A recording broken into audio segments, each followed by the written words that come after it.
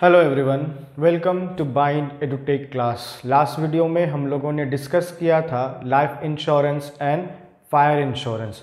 Life insurance के definition and policy, वो policy जो हम लाइफ इंश्योरेंस के अंदर लेते हैं, और फायर इंश्योरेंस क्या है और उसके फीचर्स क्या थे, ये हम लोगों ने प्रीवियस वीडियो में डिस्कस किया था।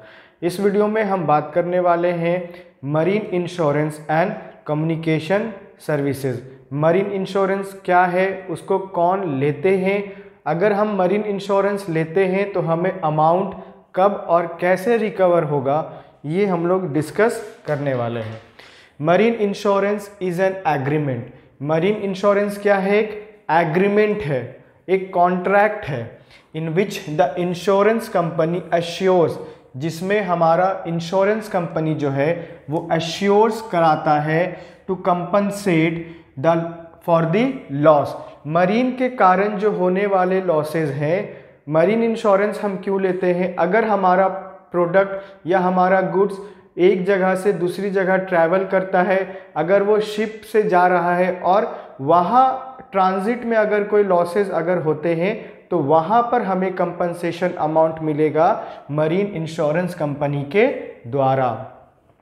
If any caused by insured marine perils after the receipt of premium, marine policies can be taken for the ship, loaded goods, for the freight and salaries of employees etc. Okay, अगर हमारा product एक जगह से दूसरी जगह travel कर रहा है, अगर हमने अपने गुड्स को या प्रोडक्ट को एक जगह से दूसरी जगह भेजना है, और वो हम किसके माध्यम से भेजेंगे? शिप के माध्यम से भेजेंगे। ओके, हमारा जो ट्रांसपोर्टेशन होगा वो हम उसमें शिप यूज़ करेंगे। ओके, अगर हमारा जहाज़ जा रहा है और पानी में कोई अगर नुकसान होता है, वहाँ पर हमारे प्रोडक्ट को कोई अगर डैमेजेस होता है, तो उस कारण हमें जो इंश्योरेंस अमाउंट मिलेगा वो मरीन इंश्योरेंस कंपनी के द्वारा प्रोवाइड करवाया जाएगा। ये कॉन्ट्रैक्ट है इंश्योर्ड और इंश्योरर के बीच में। Okay, the insured pays a particular sum which is called premium. यहाँ पर भी हम क्या कर रहे हैं? प्रीमियम पे कर रहे हैं। मैंने आपको फायर इंश्योरेंस में और लाइफ इंश्योरेंस पॉलिसी में भी बताया था कि अगर हम कोई पॉलिसी लेते हैं तो वहाँ पर भी हमें एक अमाउंट पे करना होता है इंश्योरेंस कंपनी को, जिसे हम प्रीमियम बोलते हैं। ओके, प्रीमियम क्या है? प्रीमियम वो अमाउंट है जो हमारा इंश्योर्ड पे करता है कंपनी को। Okay, in exchange for an undertaking from the insurer to indemnifying the insured against the loss or damages caused by the sea perils। Okay, अगर हम प्रीमियम ले रहे हैं, हम अगर इंश्योरेंस कंपनी है और इंश्योर्ड से प्रीमियम ले रहे हैं, तो क्यों ले रहे हैं? क्योंकि हमने उससे ये प्रॉमिस किया है कि अगर आपका गुड्स को या आपके प्रोडक्ट को ट्रांजिट में कोई लॉस होगा, then I will compensate. Okay, तो वो तभी पॉसिबल है जब वो टाइम टू टाइम प्रीमियम देगा। देन मैंने जो उसको अश्योर्स करवाया है, देन आफ्टर हम उसको कंपनसेशन अमाउंट दे देंगे अगर कुछ ऐसा होता है। Now we have 3 things involve. अगर हम मरीन इंश्योरेंस की बात करें तो यहाँ पर 3 चीज़ें इन्वॉल्व होती हैं। 3 things involve. Number 1 we have is ship insurance. Since the ship is exposed to many danger at sea, जब हमारा शिप सी में ट्रैवल करता है तो बहुत सारे डेंजर से या बहुत सारे रिस्क को वो फेस करता है। तो उन डेंजर से बचने के लिए या उन डेंजर्स के कारण जो होने वाला नुकसान है, हम उससे ओवरकम कैसे हो सकते हैं, या अगर हमारा नुकसान हो गया है तो हम उसे कंपनसेट कैसे करेंगे, तो वो हमें इंश्योरेंस कंपनी के द्वारा मिलता है। The insurance policy is for indemnifying okay the insured for losses caused by damage to the ship. अगर शिप में जो हमारा प्रोडक्ट जा रहा है और शिप को भी नुकसान हो गया और शिप के कारण हमारे प्रोडक्ट को भी नुकसान हो गया, तो उस वजह से इंश्योरेंस कंपनी जो है वो वहाँ पर हमें कंपनसेशन अमाउंट पे करेगा। ओके, तो कंपनसेशन अमाउंट हमें कब मिलेगा? जब हमारे गुड्स को डैमेज होगा, जब हम लॉसेस को बेयर करेंगे, एट दैट टाइम तो मरीन इंश्योरेंस क्या करता है? कंपनसेट करता है। Then we have cargo insurance. The cargo while being transported by ship is the subject to many risk. जब हमारा कार्गो है वो ट्रांसपोर्ट करता है शिप में, तो वो बहुत सारे डेंजर्स को फेस करता है। एट दैट टाइम वो हमें इंश्योरेंस कंपनी के द्वारा मिलेगा। Freight insurance, if the cargo does not reach the destination, अगर हमारा डेस्टिनेशन तक कार्गो रीच नहीं करता है, नहीं पहुंचता है, ड्यू टू डैमेज और लॉस और डैमेज के कारण, ओके, इन द ट्रांजिट में the shipping company is not paid freight charges, तो शिपिंग कंपनी क्या पे नहीं करेगा? Freight charges. Now we have features of marine insurance. ये हमने मरीन इंश्योरेंस का डेफिनेशन और 3 चीजें जो उसमें इन्वॉल्व होती हैं वो अभी डिस्कस किया। अब हम बात करेंगे कि मरीन इंश्योरेंस के फीचर्स क्या हैं, इनकी विशेषताएं क्या हैं। The contract of marine insurance is a contract of indemnity. Marine insurance एक एग्रीमेंट है, एक कॉन्ट्रैक्ट है, और वो कॉन्ट्रैक्ट क्या है? इंडेमनिटी है। The insured can in the event of loss recover the actual amount of loss from the insurer। Okay, हम यहां से कौन सा अमाउंट रिकवर करेंगे? Actual amount. ये बोलता है कि एक एग्रीमेंट है, ये कॉन्ट्रैक्ट है, वैसा कॉन्ट्रैक्ट है जिसमें अगर हमारा लॉस होता है, जिस कारण अगर हमारा लॉस होगा, हम उस कारण के बदले में कंपनसेशन अमाउंट लेंगे, लेकिन उतना ही लेंगे हम अमाउंट जितना एक्चुअल में लॉस हुआ है। हमने फायर इंश्योरेंस में भी बताया था कि अगर हम फायर इंश्योरेंस लेते हैं और आग के कारण हमारे प्रोडक्ट या गुड्स को नुकसान होता है, तो फायर इंश्योरेंस कंपनी उतना ही पे करने के लिए लायबल है जितना एक्चुअल में लॉस हुआ था। सेम केस यहाँ भी लागू होता है। अगर हमारा एक्चुअल अमाउंट या एक्चुअल लॉस जितना होगा, बस उतना ही हमें यहाँ पर कंपनसेशन अमाउंट मिलेगा। अगर हम ये सोच रहे हैं कि मेरा कम नुकसान हुआ है और हमें ज़्यादा कंपनसेशन अमाउंट मिल जाए, तो ऐसा नहीं होता है। The contract of marine is a contract of utmost good faith. अगर हम मरीन इंश्योरेंस कंपनी के द्वारा कॉन्ट्रैक्ट करते हैं, एग्रीमेंट करते हैं, तो वो एग्रीमेंट जो है एटमोस्ट गुड फेथ पे डिपेंड करता है। Okay, both the insured and insurance must disclose. जो इंश्योरेंस करवा रहा है और जो इंश्योरेंस पॉलिसी ले रहा है, दोनों ही को ईच एंड एवरी पॉइंट पर डिस्कशन करना है और ईच एंड एवरी पॉइंट को डिस्क्लोज करना है जो एग्रीमेंट या कॉन्ट्रैक्ट के लिए इंपॉर्टेंट हो सकता है।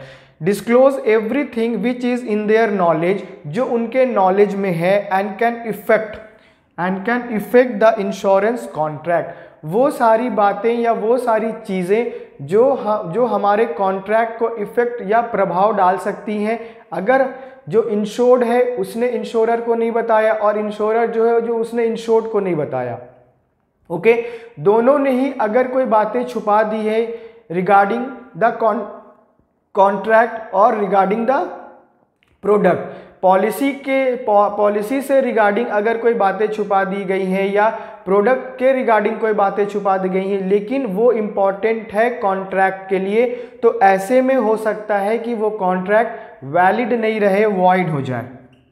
ओके, तो यहां पर बोलता है एटमोस्ट गुड फेथ। दोनों को एक दूसरे पे ट्रस्ट करना पड़ेगा, ट्रूथफुल होना पड़ेगा, ऑनेस्ट होना पड़ेगा, देन ओनली ये जो कॉन्ट्रैक्ट है वो सरवाइव करेगा, वरना ये कॉन्ट्रैक्ट कभी भी खत्म हो सकता है। अगर हमारा लॉस होता है और हमने इंश्योरर को नहीं बताया है कि शायद हमारा गुड्स पहले से डैमेज था या हमारे गुड्स में ही कोई कमी रह गया था या कोई ऐसी बातें जो लॉसेस का कारण बन सकती हैं, जो डैमेजेस का कारण बन सकती हैं, लेकिन हमने वो बातें इंश्योरर को नहीं बताई, और जब हमारा लॉस हो गया, जब उसने वेरिफिकेशन किया, जब उसने चीज़ों को देखा, तब पता चला कि ये चीज़ें पहले से प्रेजेंट थी लेकिन ये इंश्योर्ड के द्वारा बताया नहीं गया, तो वो डिनाई कर सकता है अमाउंट पे करने से। ओके, तो यहाँ पर दोनों ही पार्टी को, इंश्योर्ड और इंश्योरर को, ऑनेस्ट होना है और हर एक बात एक दूसरे को डिस्क्लोज करना है जो कॉन्ट्रैक्ट के लिए इंपॉर्टेंट हो सकती है। The next we have is insurance company will be liable to pay. Insurance company liable है पे करने के लिए इफ दैट पर्टिकुलर और nearest cause is covered by the policy. Insurance company liable है पे करने के लिए कंपनसेशन अमाउंट। ओके, वो कब लायबल होगा कंपनसेशन अमाउंट पे करने के लिए? जब हमारा लॉस जो होगा वो एक्चुअल में वही होगा जो हमने कारण बताया है या नियरेस्ट होना चाहिए। ओके, दैट पर्टिकुलर और नियरेस्ट जो कारण है लॉस होने का या जिसकी संभावना हमें लगती है कि शायद आग के कारण हमारा लॉस होगा। तो लॉसेस अगर हमने फायर इंश्योरेंस लिया है तो फायर के कारण अगर डैमेज होगा तो भी हमें फायर इंश्योरेंस मिलेगा। अगर हमने मरीन इंश्योरेंस लिया है और मरीन के कारण या अगर हमारा शिप ट्रांजिट में है और ट्रांजिट के टाइम पर अगर कोई लॉसेस होते हैं तो वो हमें देखना है कि वो एक्चुअल है या उससे रिलेट है या उससे नियरेस्ट है, देन ओनली वो हमें कंपनसेशन अमाउंट प्रोवाइड करवाएगा। ओके, तो ये था इंश्योरेंस, मरीन इंश्योरेंस का डेफिनेशंस और ये उसके features. Now we have communication services. Communication services क्या है? ये अगर हमारी डे टू डे लाइफ में हमें कैसे हेल्प प्रोवाइड करता है और बिजनेस पॉइंट ऑफ व्यू से, क्योंकि हम लोग ये बिजनेस सर्विसेज के चैप्टर में पढ़ रहे हैं और जो कम्युनिकेशन सर्विसेज है वो बिजनेस पॉइंट ऑफ व्यू से रिलेट करके हम इसे डिस्कस करने वाले हैं। हमने इससे पहले बैंकिंग सर्विसेज के बारे में डिस्कशन किया कि बैंकिंग जो है या बैंक जो है वो वाइटल रोल प्ले करता है हमारे बिजनेस को इन्हांस करने के लिए, बिजनेस को डेवलप करने के लिए। वो टाइम टू टाइम हमें फाइनेंशियल सपोर्ट करता है लोन के तौर पर और बहुत सारी सर्विसेज प्रोवाइड करवा करके। देन हमने बात किया इंश्योरेंस के बारे में। इंश्योरेंस जो है वो एक सपोर्ट सिस्टम बन जाता है बिजनेस का और बिजनेस को सपोर्ट करता है, इनकरेज करता है रिस्क बेयर करने के लिए। ओके, वो क्या करता है? रिस्क लेने के लिए बिजनेस को सपोर्ट करता है, तुम रिस्क लो, अगर कुछ होगा देन आई विल कंपनसेट या आई विल पे। तो जितना एक्चुअल लॉस होगा वो इंश्योरेंस कंपनी उसे पे करेगा। तो इस तरीके से हमारा बिजनेस जो है वो डेवलप करता है। अगर हम कम्युनिकेशन सर्विस की बात करें तो कम्युनिकेशन क्या है? अगर हम जनरल टॉक करते हैं तो एक पर्सन दूसरे पर्सन के साथ इंटरेक्ट करता है, कम्युनिकेट करता है, अपने आइडियाज़, अपने व्यूज़ को वो दूसरे को बताता है, उसका जो ओपिनियन है वो सामने वाले को बताता है। किसी एक टॉपिक पर अगर हमने डिबेट करना है तो हम दो लोगों को बैठाएंगे, एक पॉजिटिव में बोलेगा और एक नेगेटिव में बोलेगा, तो कहीं ना कहीं वो अपने सोच को एक्सप्रेस कर रहे हैं, प्रेजेंट कर रहे हैं। तो उसी प्रकार हम अगर कम्युनिकेशन सर्विसेज की बात करते हैं तो वो क्या है? Communication services refer to exchange of ideas. Okay, यहां पर क्या हो रहा है? Exchange of idea, view, message between two और मोर पर्सन, दो या दो से ज्यादा व्यक्तियों के बीच में जब हमारा एक्सचेंज होता है तो एक्सचेंज किस चीज का होगा? आइडिया का होगा, जो हमारी सोच है, ओके, हमारा व्यू है, हमारा पॉइंट ऑफ व्यू है। उन सारी चीजों को अगर हम एक्सचेंज करते हैं दो या दो से अधिक व्यक्तियों के साथ तो वही होता है हमारा कम्युनिकेशन। अगर हम टाइप ऑफ कम्युनिकेशन सर्विसेज की बात करें तो ये 2 types of communication services available हैं। Okay, first and second. First हमारा है postal services. Okay, communication services को हम लोगों ने 2 पार्ट में डिवाइड किया है, 2 टाइप्स में डिवाइड किया है। The first one we have is postal services and the second one we have is telecom services. Okay, पहले हम बात करेंगे कि पोस्टल सर्विसेज क्या है और ये कैसे हेल्प प्रोवाइड करता है टाइम टू टाइम हमारी बिजनेस पॉइंट ऑफ व्यू से। Postal services Indian post and telegraph department. Okay, Indian post and telegraph department provide various postal services across India. पूरे इंडिया में वो अपनी पोस्टल सर्विसेज प्रोवाइड करवाती है। Okay, it provide services at national as well as international. Okay, national और international services वो provide करवाता है। केवल अगर हम नेशनल के लिए बात नहीं कर सकते, नेशनल प्लस इंटरनेशनल दोनों ही लेवल्स पे वो अपनी सर्विसेज प्रोवाइड करवाता है। दे ऑफर वेरियस फैसिलिटीज, वो बहुत सारी फैसिलिटीज प्रोवाइड करवाता है for sending and receiving letters, letter को सेंड भी करता है और लेटर को रिसीव भी करता है। Okay, letters, parcels, money orders etcetera. The postal department perform, बहुत जो पोस्टल डिपार्टमेंट्स है वो बहुत सारे फंक्शंस को परफॉर्म करता है, बहुत सारी एक्टिविटी को वो परफॉर्म करता है। वो नेशनल प्लस इंटरनेशनल दोनों ही लेवल्स पे वो काम करता है। अगर हम लोग फैसिलिटीज़ की बात करें तो इंडियन या पोस्टल सर्विसेज के द्वारा जो फैसिलिटी प्रोवाइड करवाई जाती हैं वो फैसिलिटीज़ बहुत सारी हैं। For example we have point number 1, financial facilities. These facilities are provided through the post office saving schemes. ये जो है वो पोस्ट ऑफिस सेविंग स्कीम्स के द्वारा सर्विसेज प्रोवाइड करवाई जाती हैं, like public provident fund. Okay, ये क्या है? पब्लिक प्रोविडेंट फंड है, और Kisan Vikas Patra. And next we have is national saving certificate. Okay, अगर हम बात करते हैं नेशनल सेविंग सर्टिफिकेट की तो ये क्या है? National saving certificates are issued by department of post, okay, government of India and are available at all post office counter in the country. जितने भी हमारे देश में पोस्ट ऑफिस हैं उनके काउंटर्स पे NSC नेशनल सेविंग सर्टिफिकेट जो है वो अवेलेबल होता है। एनी इंडिविजुअल, कोई भी इंडिविजुअल, सिंगल और ज्वाइंटली, या तो वो सिंगल ले सकता है या फिर वो ज्वाइंटली भी ले सकता है। और ऑन बिहाफ ऑफ माइनर, जो छोटे हैं उनके बिहाफ में भी उनके पेरेंट्स, उनके फादर या मदर या उनका कोई बड़ा भाई या बहन, उनके बिहाफ में ले सकता है।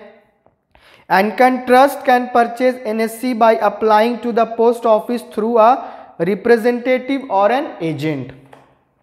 If I talk about Kisan Vikas Patra, कि किसान विकास पात्रा क्या है,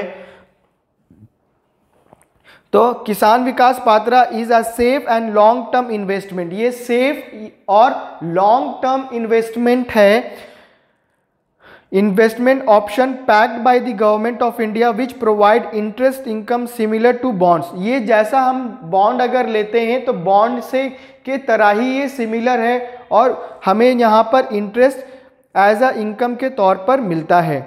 Kisan Vikas Patra is beneficial for those who are looking for a safe avenue of investment and without the pressing needs for a regular source of income. तो ये हमारा था Kisan Vikas Patra. Okay, next point in postal services is point number 2, mail facilities. Okay, mail services consist of parcel. Mail services में हम क्या consist करेंगे? हम consist करेंगे parcel facilities, that is transmission of articles from one place to another. एक जगह से या एक प्लेस से दूसरे प्लेस पर हम इसको ट्रांसफर करते हैं, और ये होता है मेल फैसिलिटी के अंदर। Registration facility to provide security to of the transmitted articles, and insurance facility to provide insurance cover for all the risk in the course of transmission of post. अगर हमारा पार्सल या हमारा product एक जगह से दूसरी जगह ट्रांसफ़र हो रहा है, एक प्लेस से दूसरे प्लेस पे वो जा रहा है, और जो कोर्स ऑफ ट्रांसमिशन है, ओके, जो कोर्स ऑफ ट्रांसमिशन है उसमें बहुत सारा रिस्क इन्वॉल्व होता है। अगर हम पोस्ट से किसी पार्सल को एक जगह से दूसरी जगह पर सेंड करते हैं, एक जगह से दूसरी जगह पे ट्रांसफ़र करते हैं, तो जो रास्ता में होने वाला रिस्क है, हो सकता है कि रास्ते में बहुत सारे प्रॉब्लम्स के कारण या बहुत सारे रिस्क के कारण हमारा जो पार्सल है उसको नुकसान हो जाए, तो उसमें जो है वहाँ पर एक इंश्योरेंस सर्विस फैसिलिटी प्रोवाइड करवाई जाती है उस पार्सल से के रिगार्डिंग अगर कुछ होगा तो वहाँ पर हमें कवर अप मिल जाएगा। The next we have is allied facility. Allied facility में हम उन फैसिलिटीज़ को यूज़ करते हैं या अलाइड फैसिलिटी के अंदर हम बहुत सारी चीज़ों को यूज़फुल तरीके से ट्रांसफ़र कर सकते हैं। फॉर एग्ज़ाम्पल ग्रीटिंग पोस्ट, अगर हमने किसी को विश करना है या कोई ग्रीटिंग पोस्ट करना है तो उसे हम पोस्टल सर्विसेज के माध्यम से अपने फ्रेंड्स, अपने रिलेटिव्स को सेंड कर सकते हैं। Okay, then media post, international money transfer, और इसमें हम क्या कर सकते हैं, इंटरनेशनल मनी ट्रांसफ़र भी हम कर सकते हैं। फॉर एग्ज़ाम्पल अगर हम इंडिया में रहते हैं और हमारे जो बड़े भाई हैं वो यूएसए में रहते हैं, ओके, तो यूएसए में वो क्या करते हैं, जॉब करते हैं। अगर वो वहाँ जॉब कर रहे हैं तो वहाँ वो कुछ ना कुछ अर्न कर रहे हैं मनी, तो वो जो वहाँ मनी अर्न कर रहे हैं तो वो इंडिया में ट्रांसफ़र करेंगे।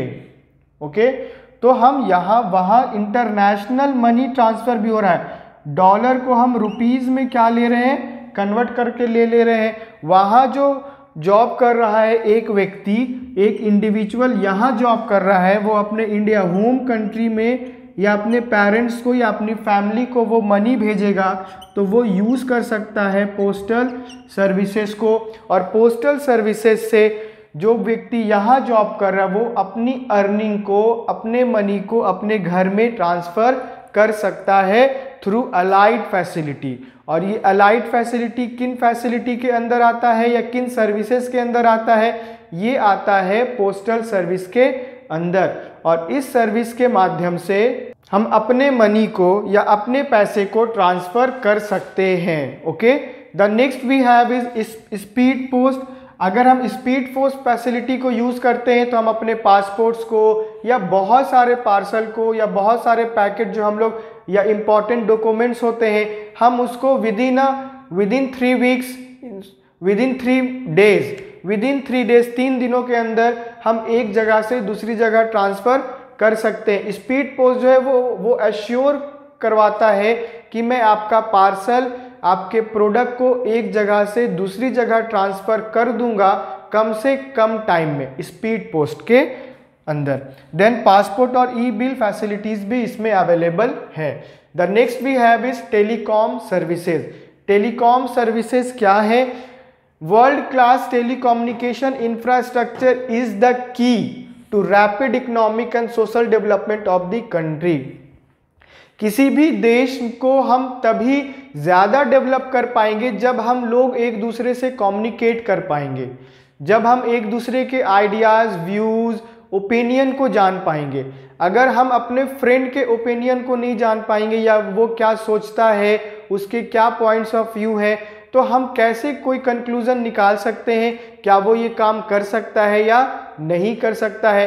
तो एक दूसरे के व्यू जानने के लिए हमें कम्युनिकेट करना होगा। ओके, हम कम्युनिकेशन के माध्यम से ही एक दूसरे के आइडियाज़ और ओपिनियन को जान सकते हैं, तभी जाकर के हम डे बाय डे अपनी पर्सनैलिटी डेवलप कर सकते हैं। अगर हम कोई नॉलेज एक्वायर करते हैं या नॉलेज गेन करते हैं तो उसका मेन कारण ये होता है कि हम अपनी पर्सनैलिटी या अपने स्किल को हम निखार रहे हैं या उसको डेवलप कर रहे हैं। उसके लिए भी हमने कुछ ना कुछ एक्वायर करना होता है। अगर हम सोशल डेवलपमेंट की बात करते हैं या सोसाइटी को डेवलप करने की बात करते हैं तो वहाँ पर भी हमने क्या करना होगा, लोगों से कम्युनिकेट करना होगा, इंटरेक्ट करना होगा, उनके व्यूज़ और आइडियाज़ को जानना होगा। अगर हम चाहते हैं कि हमारे देश का इकोनॉमिक और सोशल डेवलपमेंट बहुत अच्छे तरीके से या रैपिडली, बहुत तेज़ी से ग्रो करे, बहुत तेज़ी से आगे बढ़े, तो उसके लिए क्या करना होगा, हमें बहुत अच्छा टेलीकम्युनिकेशन का इंफ्रास्ट्रक्चर तैयार करना होगा। ओके, अगर इंफ्रास्ट्रक्चर अच्छा रहेगा, जैसे IT, electronic, media industry world wide, ये जितनी चीज़ें हैं, जैसे आईटी सेक्टर की बात करते हैं या मीडिया सेक्टर की बात करते हैं हम लोग, या इलेक्ट्रॉनिक की बात करते हैं, तो ये सारी चीज़ों का डेवलपमेंट होगा। ये सारी चीज़ों में अगर हम ग्रो करेंगे, इन तभी हमारा जो सोशल डेवलपमेंट है वो भी संभव है। हम चीज़ों को ओल्ड मेथड से कर रहे हैं या करते आ रहे हैं, वो उस टाइम के लिए सही था, बट नाउ डेज बहुत सारी चीज़ें चेंज हो गई हैं। अगर हम उस चेंज को अडॉप्ट नहीं करेंगे या उस चेंज के अनुसार हम नहीं चलेंगे तो हो सकता है कि हम पूरे वर्ल्ड की जितनी अदर कंट्री, जो वर्ल्ड में जितनी कंट्रीज़ हैं, शायद हम उससे compete नहीं कर पाए या हम उनसे पीछे रह जाए। तो हमें आगे बढ़ने के लिए या अपना सोशल डेवलपमेंट के लिए हमें अपने देश को उन सेक्टर्स में आगे बढ़ाना होगा, उन एरियाज़ में आगे बढ़ाना होगा जहां से हमारा ओवरऑल डेवलपमेंट संभव है। ओके, अब हम बात करते हैं टेलीकॉम सर्विसेज के टाइप्स के बारे में। तो यहां पर हमने 4 से 5 टाइप्स डिस्कस करना है। First we have is cellular mobile services. These are all types of mobile services. ये जो सेलुलर मोबाइल है ये मोबाइल सर्विसेज से ही इंक्लूड है, including voice and non voice messages. ये वॉइस और नॉन वॉइस मैसेजेस पे डिपेंड करता है, इंक्लूड करता है data services, PCO services, utilising any types of network equipment within their service area. उस एरिया में जो सर्विस प्रोवाइड कर रहा है, जैसे वो या जिस नेटवर्क का वो सर्विस प्रोवाइड कर रहा है, उसी की सर्विस हम लोग यूज कर सकते हैं और उसके माध्यम से हम लोग अपने वॉइस को या अपने नॉन वॉइस, जैसे फॉर टेक्स्ट मैसेज हम लोग करते हैं, टेक्स्ट करते हैं, मैसेज करते हैं, तो वहाँ पर भी हम कम्युनिकेट कर रहे हैं, वो भी एक माध्यम है। अगर हम किसी से बोलकर बात कर रहे हैं तो वो भी कम्युनिकेशन का एक मोड है। अगर हम टेक्स्ट के थ्रू बातें कर रहे हैं तो वो भी एक तरीके का मोड है। तो अगर हमें सोशल डेवलपमेंट करना है और इकोनॉमी को ग्रो करना है, then we have to interact. अगर हम लोग इंटरैक्ट नहीं करेंगे, कम्युनिकेट नहीं करेंगे, आइडियाज़ को नहीं जानेंगे या प्रॉब्लम्स को सुनेंगे नहीं, तो उसका सॉल्यूशन कैसे प्रोवाइड करेंगे। तो सॉल्यूशन प्रोवाइड करने के लिए ये इंपॉर्टेंट होता है कि आप सामने वाले के प्रॉब्लम्स को सुनो, देन ओनली आप उसके प्रॉब्लम्स का सॉल्यूशन प्रोवाइड कर सकते हो। ओके, तो उस एरिया में या उस नेटवर्क के आधार पर जो हम सर्विसेज प्रोवाइड करते हैं, that will come under cellular mobile services. Okay, ये मोबाइल पे बेस्ड होता है। पहले हम लोग पीसीओ सर्विस, बहुत पहले लोगों के पास मोबाइल कम था और हम पीसीओ के माध्यम से बात किया करते थे अपने रिलेटिव से और फ़ोन से। लेकिन आज के टाइम पे जो सेलुलर मोबाइल सर्विसेज है वो बहुत ज़्यादा इंक्रीज़ कर गया है, बहुत ज़्यादा डेवलप कर गया है। हर इंडिविजुअल के पास एक अपना फ़ोन होता है और वो फ़ोन जो है वो उसका एक एसेंशियल पार्ट बन गया है लाइफ का। अगर हमारा मोबाइल है तो हमारा वो बहुत इंपॉर्टेंट पार्ट बन गया है लाइफ का। हम शायद बिना मोबाइल के नहीं रह पाए, क्योंकि बहुत सारी चीज़ें आजकल मोबाइल में आ गई हैं और हम उसके माध्यम से ही एजुकेशन भी प्राप्त करते हैं, हम लोगों से कम्युनिकेट करते हैं, हम लोगों के बारे में जानते हैं, हम न्यूज़ भी देखते हैं तो हम उस पर ही देख सकते हैं। तो बहुत सारी फैसिलिटीज़ हमें मोबाइल सर्विसेज के द्वारा प्रोवाइड करवाई जा रही हैं। The next we have is cable services. These are linkage and switch services within a licensed area.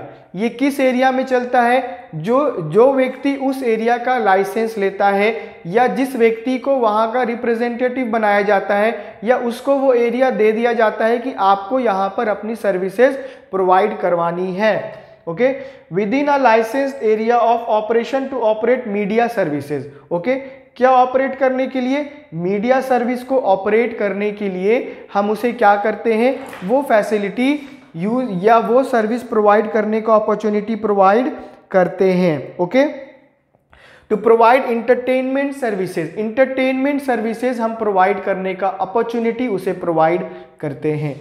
The next we have is VSAT services, very smart aperture terminal. ये इसका full form है, is a satellite based communication. ये किस पे based है? ये satellite based communication है। अगर हम बोलेंगे वीसैट सर्विसेज किस पे बेस्ड है, तो ये सैटेलाइट बेस्ड कम्युनिकेशन है।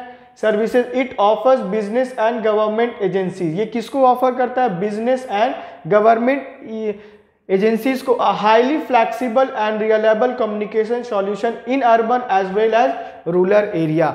अर्बन और रूरल एरिया में ये अपनी सर्विसेज प्रोवाइड कराता है और ये सर्विसेज सैटेलाइट बेस्ड कम्युनिकेशन पर बेस्ड है। अगर सैटेलाइट फैसिलिटी अवेलेबल नहीं होगा या सैटेलाइट नहीं होगा तो हमें बहुत सारी चीज़ें अवेलेबल नहीं हो पाएंगी। Okay, the next we have is DTH services, direct to home is again a satellite based media. ये भी सैटेलाइट बेस्ड मीडिया सर्विस है provided by cellular companies. One can receive media services directly from a satellite with the help of small dish antenna, okay, and a setup box. अगर हमारा अभी भी हमारे पास घर में जो हम डिश लगाते हैं या जो हम टीवी देखते हैं, तो टीवी पर जो प्रोग्राम हम देखते हैं वो कैसे देख पाते हैं? हमारा जो छत होता है, जो रूफ होता है, वहां पर हम एक एंटीना लगाते हैं, ठीक है। तो एक एंटीना हम लगाते हैं और ये सैटेलाइट है और ये यहां मीडिया हाउस है। तो यहां से वो सिग्नल सैटेलाइट में दे रहा है, सैटेलाइट इसे रिसीव कर रहा है और ये हमारे डिश या जो हमने एंटीना लगा रखा है वो यहाँ रिसीव हो रहा है, तब जाके वो हमारे घर के टीवी में वो हम प्रोग्राम देख पा रहे हैं। तो ये भी एक सैटेलाइट बेस्ड सर्विसेज है। ओके।